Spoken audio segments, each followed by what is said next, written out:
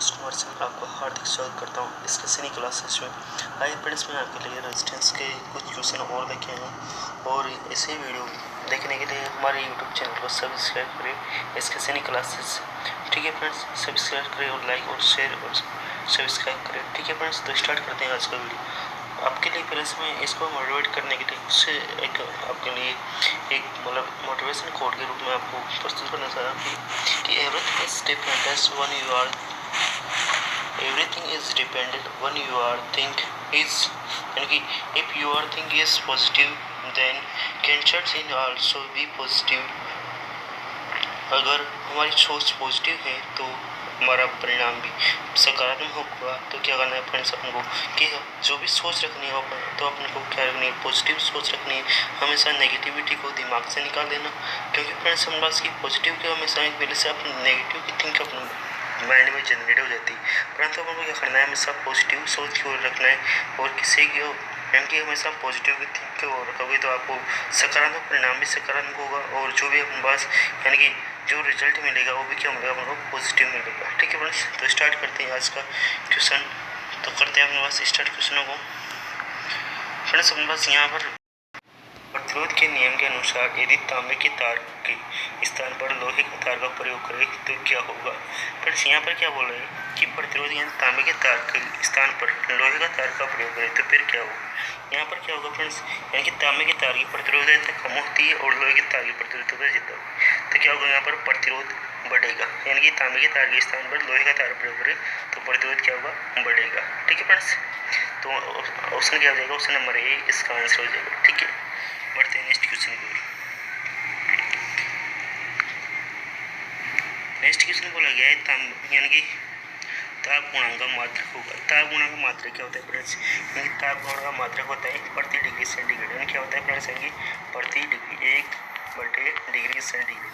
अब फ्रेंड्स कैसे आता है बस, यानी कि अपने पास सूत्र होता है कि RT माइनस R0 बटे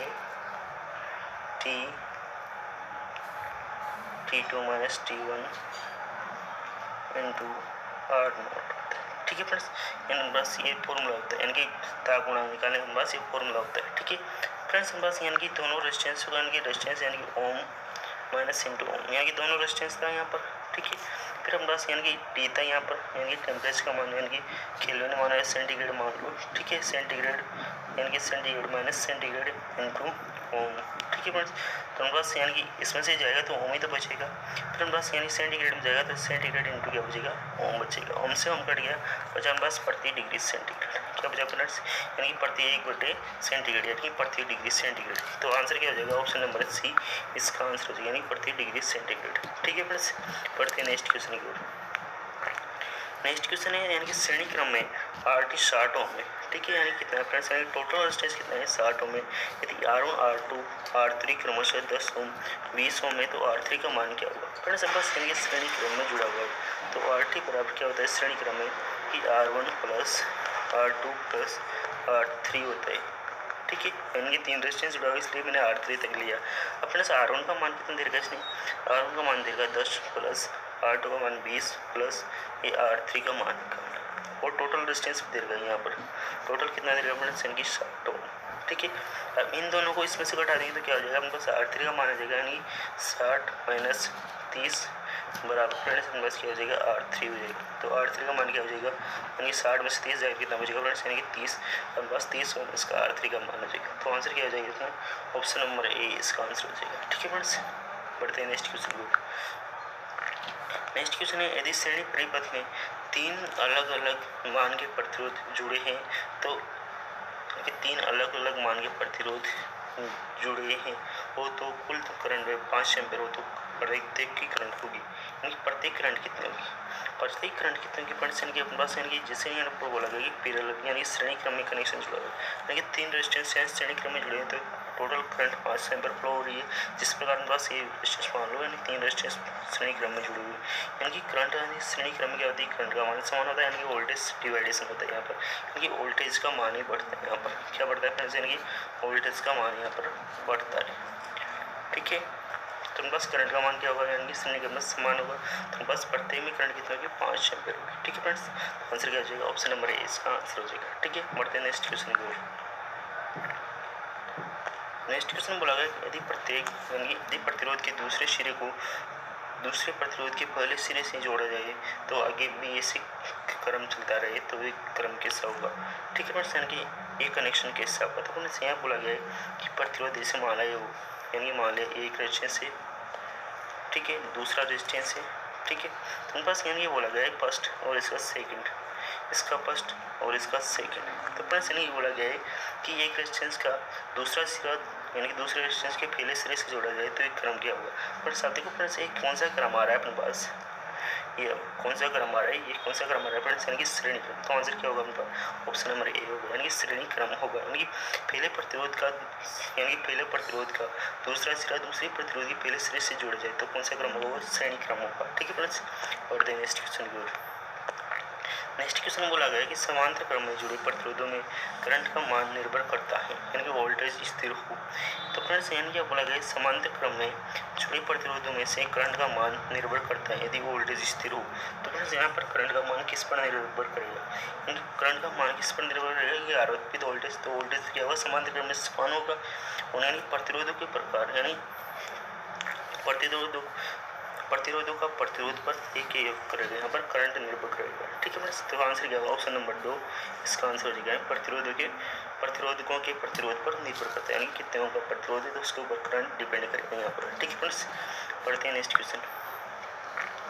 नेक्स्ट क्वेश्चन है यानी करंट प्रवाह के लिए एक से अधिक रास्ते उपलब्ध हो तो ऐसा प्रतिरोध का संयोजन होगा। यानी फ्रेंड्स यानी करंट फ्लो हो रही है तो उसके लिए क्या हुआ, एक से अधिक रास्ते उपलब्ध हो, यानी कि एक से अधिक रास्ते उपलब्ध हो, जैसे मान लो ये इस प्रकार होगा। तो फ्रेंड्स हमारे पास एक कौन सा क्रम होगा, यानी कि समांतर क्रम होगा। ठीक है, यानी कि एक से करंट के लिए क्या हो रहा है, यहाँ पर एक से अधिक रास्ते मिल रहे हैं। क्या मिल रहे हैं फ्रेंड्स, यानी कि करंट के लिए एक से अधिक रास्ते मिल रहे हैं। अगर श्रेणी क्रम होता तो श्रेणी क्रम क्या होता है, इस प्रकार चलता है। तो यहाँ पर क्या होता है, करंट को एक ही रास्ता मिलता है, परंतु यहाँ पर क्या हो रहा है, करंट को अनेक रास्ते मिल रहे हैं। ठीक है, तो ये कौन सा क्रम होगा, समांतर क्रम होगा। तो आंसर क्या हो जाएगा फ्रेंड्स, यानी कि आंसर क्या हो जाएगा यहाँ पर, यानी ऑप्शन नंबर 2 इसका आंसर हो जाएगा, समांतर क्रम होगा। ठीक है फ्रेंड्स, पढ़ते हैं नेक्स्ट क्वेश्चन की ओर। पढ़ते हैं फ्रेंड्स नेक्स्ट क्वेश्चन अपन बस नेक्स्ट क्वेश्चन है यहाँ पर। नेक्स्ट क्वेश्चन आ गया अपन बस, यानी कि प्रतिरोधों का एक प्रकार की युक्ति है।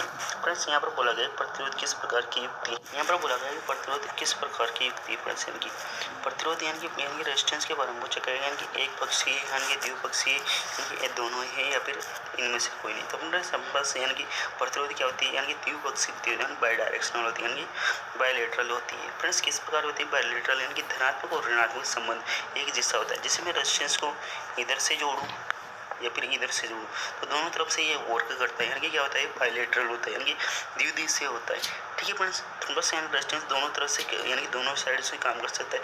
इसी प्रकार जैसे मान लो इंडक्टर की बात करें या फिर कैपेसिटर की बात करें, ये भी क्या होता है, बाई डायरेक्शनल होता है। ठीक है फ्रेंड्स, फिर बस यानी कि बाई डायरेक्शनल का मतलब क्या होता है, यानी कि फॉरवर्ड रिवर्स बारिश में यानी कि इस प्रकार का ग्राफ दे। ठीक है, किस प्रकार ग्राफ दे फ्रेंड्स, यानी कि एक जैसे ही ऑपरेट होते हैं। ठीक है फ्रेंड्स, यानी कि फर्स्ट कंडीशन और सेकंड कंडीशन क्या हुआ, एक जैसे ही ऑपरेट है।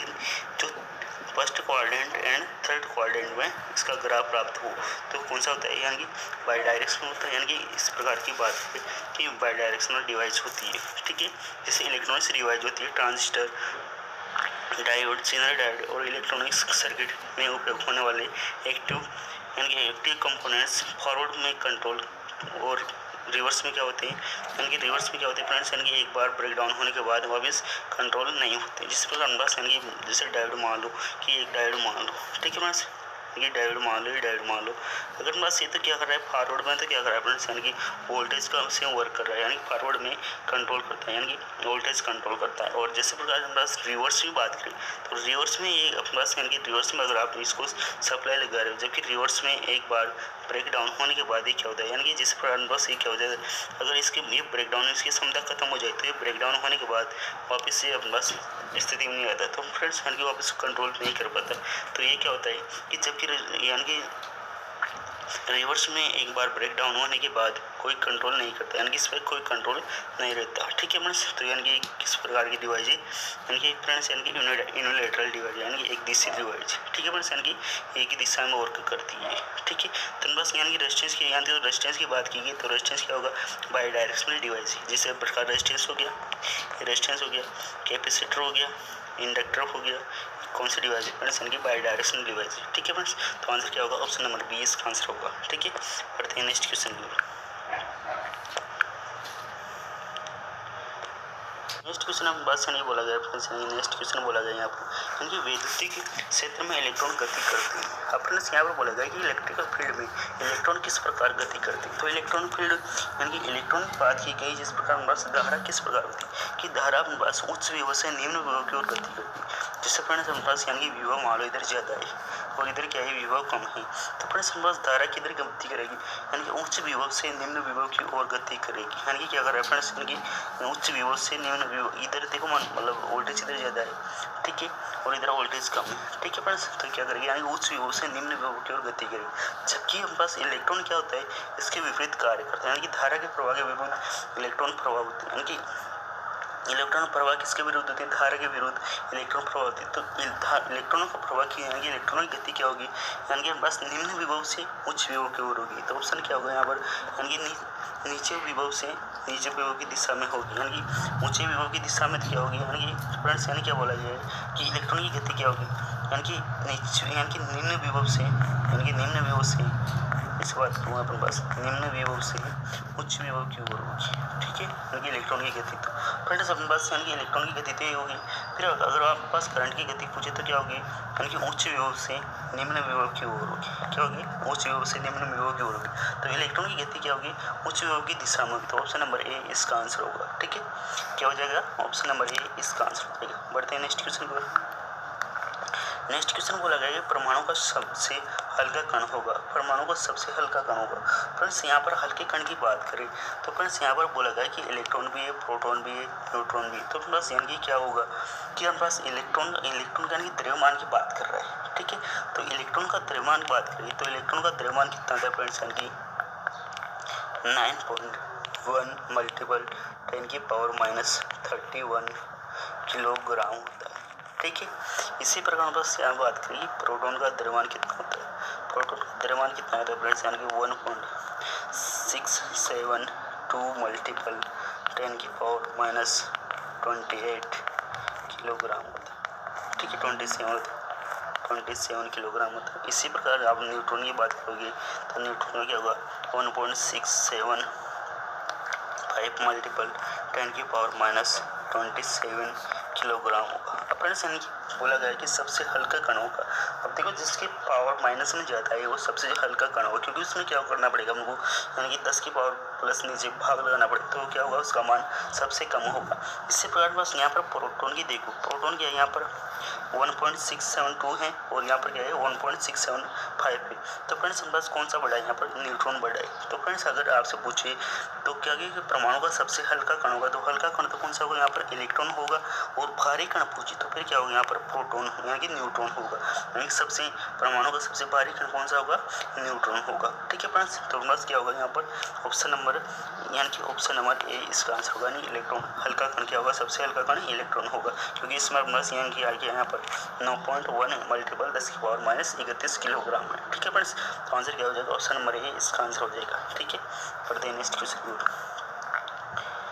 नेक्स्ट क्वेश्चन बोला गया है कि चालक को प्रदर्शित करते हैं, यानी कि चालकता को प्रदर्शित करते हैं।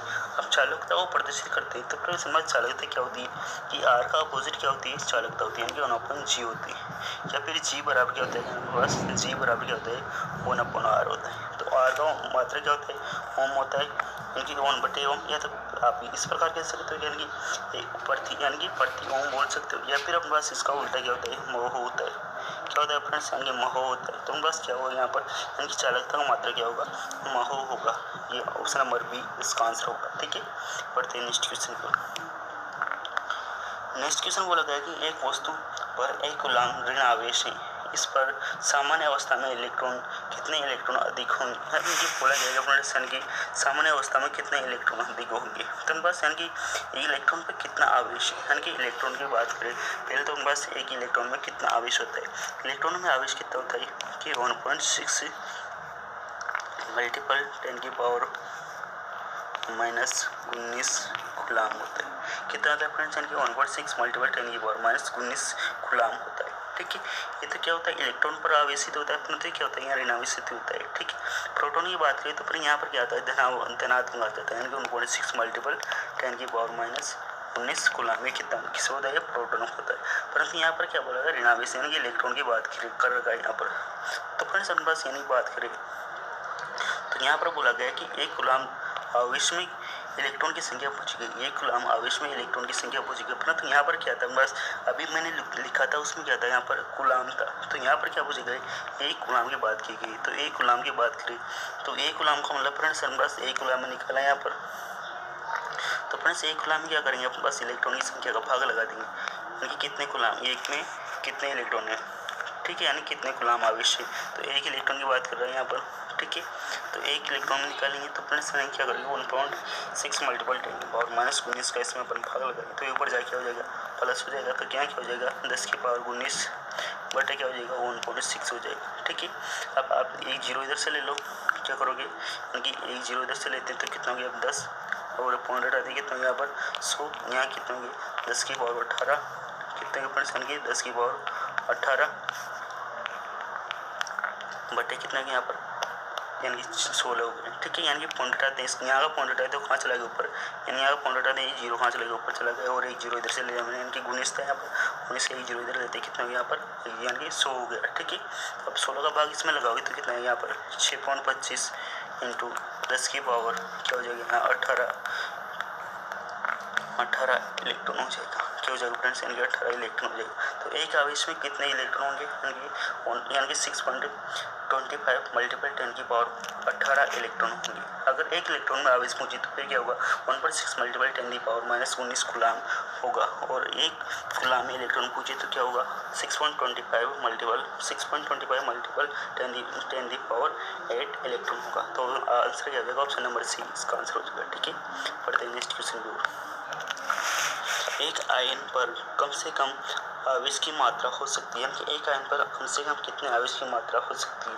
तो यहाँ पर बस पूछा गया है कि आयन पर आवेश की मात्रा कितनी हो सकती है। तो यहाँ पर आयन के आवेश की मात्रा फ्रेंड्स यहाँ पर पूछा गया है कि एक आयन पर कम से कम आवेश की मात्रा हो सकती है, यानी कि आवेश की मात्रा पूछेगी। जिससे पर बस इलेक्ट्रॉन पर आवेश कितना होता है और इसी प्रकार प्रोटॉन पर आवेश कितना होता है। तो आवेश की बात कर रहे हैं यहाँ पर आवेश का मतलब यानी कि चार्ज, यानी कि कितना कूलाम चार्ज होता है बस, यानी कितना है यहाँ पर। जैसे बात करें यहाँ पर इलेक्ट्रॉन में कितना होता है 1.6 मल्टीपल 10 की पावर -19 कूलाम होता है।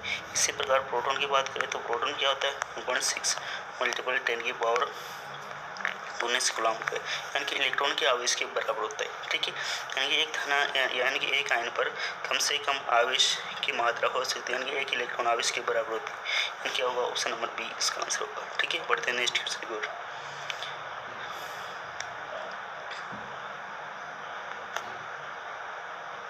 नेक्स्ट क्वेश्चन पूछा गया है यहाँ पर फ्रेंड्स, यानी कि क्वेश्चन कट चुका है तो यहाँ पर आपको मैं वैसे एक्सप्लेन कर देता हूँ, देखता हूँ नीचे आ रहा है क्वेश्चन।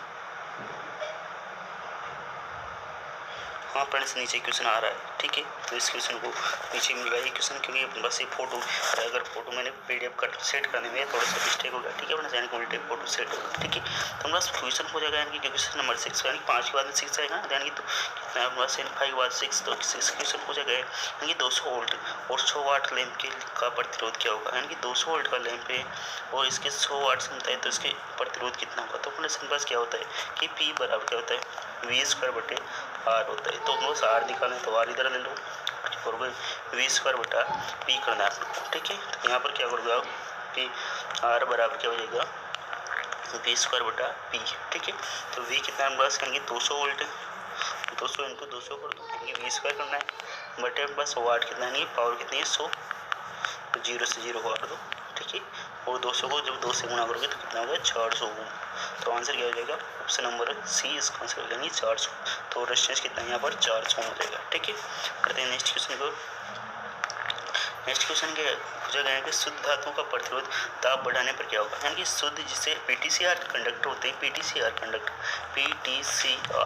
यानी पॉजिटिव टेम्परेचर कोएफिशिएंट रेजिस्टेंस, यानी कि पीटीसीआर कंडक्टर का क्या होता है, यानी कि अपना ताप बढ़ाते हैं तो प्रतिरोधकता बढ़ती है, यानी कि टेम्परेचर बढ़ाने पर इसका मान आर का मान भी क्या होता है यहाँ पर बढ़ता है। ठीक है, तो यहाँ पर बोला गया कि ताप बढ़ने पर तो यहाँ क्या होगा कि प्रतिरोध क्या होता है, बढ़ता है। ठीक है, तो ऑप्शन नंबर बी इसका आंसर होगा। ठीक है, बढ़ते हैं नेक्स्ट क्वेश्चन बोला गया कि दो प्रतिरोध R1 व R2 को श्रेणी क्रम में जोड़ने पर कुल प्रतिरोध 4.5 ओम तथा समांतर क्रम में जोड़ने पर कुल प्रतिरोध 1 ओम प्राप्त होता है।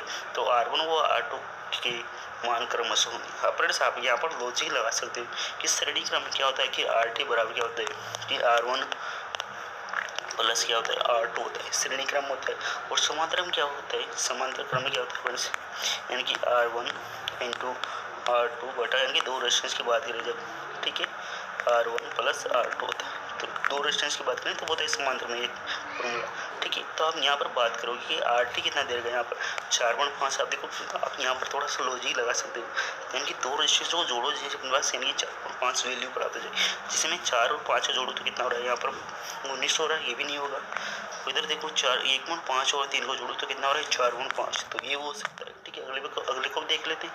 3 और 4 को जोड़ोगे तो कितना हो रहा है यहाँ पर, यानी कि 12 ओम हो रहा है। यहाँ पर इसको जोड़ोगे तो कितना यहाँ पर 10.5 ओम हो रहा है। तो ऑप्शन क्या आ जाएगा, ऑप्शन नंबर 20 का आंसर हो जाएगा। ठीक है, थोड़ा सा लॉजिक ही लगाना है।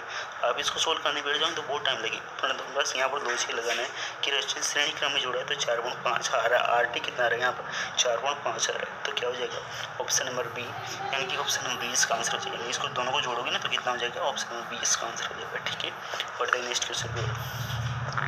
नेक्स्ट क्वेश्चन वो लगा कि विशिष्ट चालकता का मात्रा क्या होगा, यानी यहाँ पर थोड़ा सा कट किया है मैंने, यानी कि विशिष्ट चालकता का मात्रा पूछा गया। तो विशिष्ट चालकता का मात्रा क्या होता है, यानी कि फ्रेंड्स बस R बराबर क्या होता है rho into L upon area होता है। ठीक है, पूछा गया विशिष्ट चालकता ये होती है, तो इसको इधर ले लो।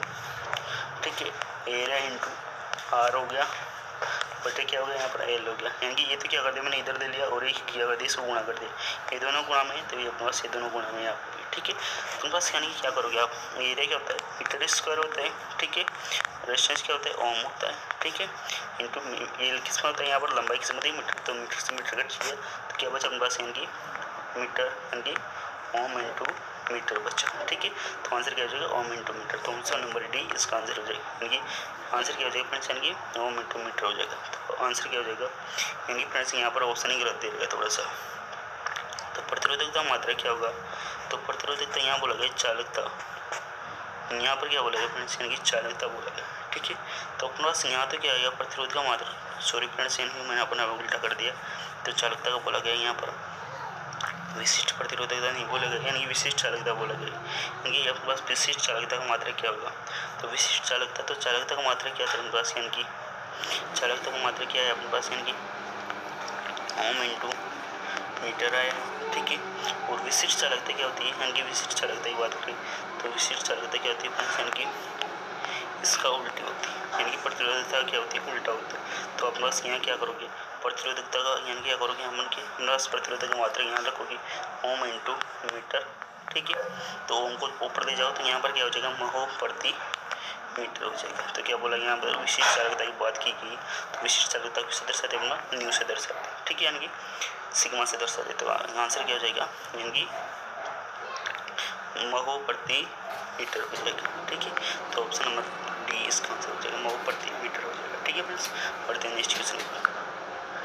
नेक्स्ट क्वेश्चन बोला गया यहाँ पर, यानी G1 G2 तथा G3 चालकता के 3 तत्व समांतर क्रम में जोड़े गए तो कुल चालकता क्या होगी। फ्रेंड्स यानी कि समांतर क्रम में जोड़ेगी, जिससे मैंने यहाँ पर RT को समांतर क्रम में जोड़ता हूँ तो किस प्रकार जोड़ते हैं, इस प्रकार जोड़ते हैं।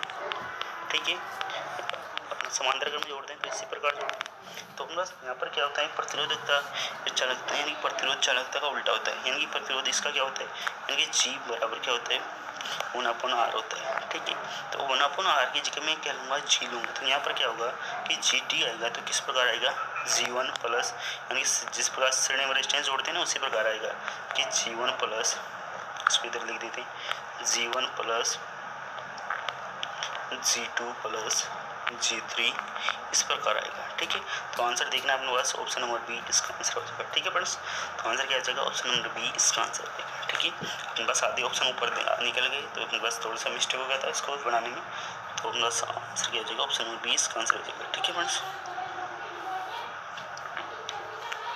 क्वेश्चन अपने पास अगला क्वेश्चन यहाँ पर, यानी किसी चालक का प्रतिरोध निर्भर करता है, यानी किसी चालक का प्रतिरोध किस पर निर्भर करता है, तो चालक का प्रतिरोध किस पर निर्भर करता है, यहाँ पर अपने पास देखना पड़ेगा कि चालक का प्रतिरोध तापमान पर निर्भर करता है, हाँ करता है। अगला क्वेश्चन है, ऑप्शन है अपने पास चालकता की लंबाई पर निर्भर करता है, हाँ करता है। चालकता के अनुप्रस्थ काट पर करता है, हाँ करता है। नेक्स्ट ऑप्शन है अपने पास चालक की लंबाई अनुप्रस्थ काट क्षेत्रफल और भौतिक अवस्था और तापमान पर, यानी चारों चीज़ों पर निर्भर करता है। ठीक है, तो ऑप्शन नंबर क्या हो जाएगा, ऑप्शन नंबर डी इसका आंसर हो जाएगा। ठीक है फ्रेंड्स, क्योंकि सारी चीज़ें इसी में दे रही है इस ऑप्शन में, तो ऑप्शन नंबर कौन सा लगा होगा, आप आंसर क्या लगाओगे, ऑप्शन नंबर डी इसका आंसर लगाओगे। ठीक है फ्रेंड्स, बढ़ते हैं नेक्स्ट क्वेश्चन। नेक्स्ट क्वेश्चन बोला गया है यहाँ पर, यदि P बराबर शक्ति, R बराबर प्रतिरोध, V बराबर वोल्टेज, I बराबर धारा और तथा G बराबर चालकता हो, तब निम्न में से असत्य बोला गया। ठीक है, तो असत्य की बात करें यहाँ पर, असत्य क्या हो जाएगा कि अपने पास P बराबर क्या होता है, V स्क्वायर R होता है, यानी कि असत्य निकालना है, तो R अपने पास क्या है, फर्स्ट यानी कि P बराबर क्या होता है, P बराबर क्या होता है फ्रेंड्स, यानी कि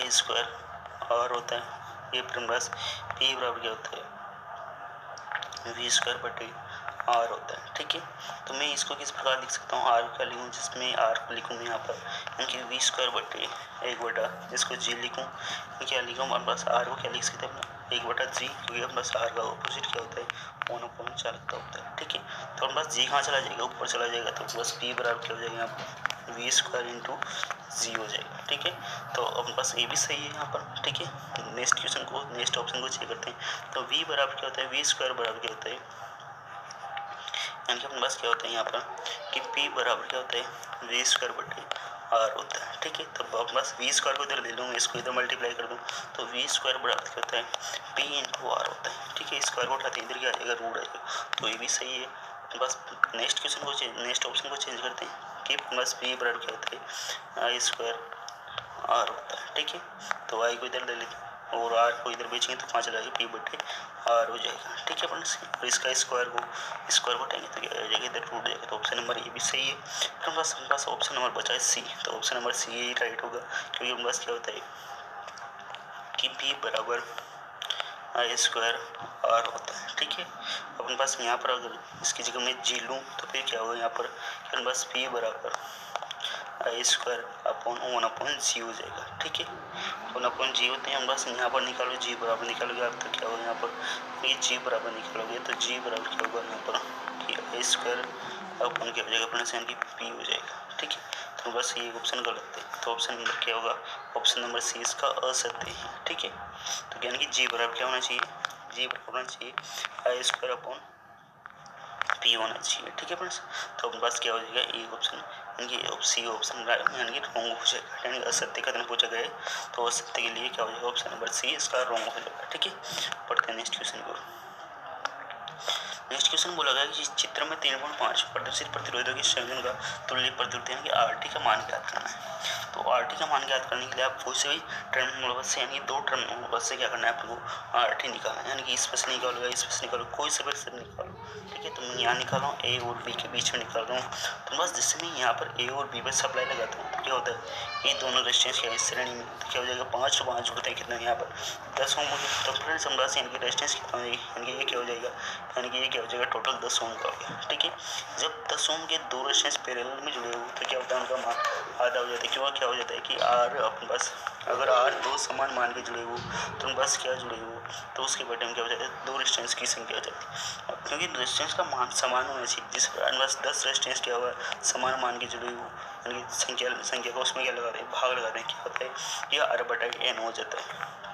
अगर समान मान के 10 रेजिस्टेंस जुड़ी हुई हो तो फिर क्या करेंगे हम बस, तो आर बटे यहाँ पर 10 लिख देंगे। ठीक है, इसी प्रकार में बस ध्यान रखना है। ठीक है, तो बस इन दोनों का रेजिस्टेंस कितना हो गया, 10 ओम हो गया, यानी कि यहाँ कितना हो गया, 10 ओम हो गया, तो बस दोनों रेजिस्टेंस क्या है समांतर में जुड़े हुए और 10 ओम की, तो इनका क्या हो जाएगा, आधा हो जाएगा, यानी कि 5 ओम हो जाएगा। ठीक है बस, तो बस यहाँ की रेजिस्टेंस कितना हो जाएगा, यहाँ की यानी यहाँ तक कितना गया 5 ओम हो गया। ठीक है, देखो फ्रेंड्स यानी इस टर्मिनल पर मैं सप्लाई लगा रहा हूँ तो ये दोनों क्या हो जाएंगे, श्रेणी में हो जाएंगे।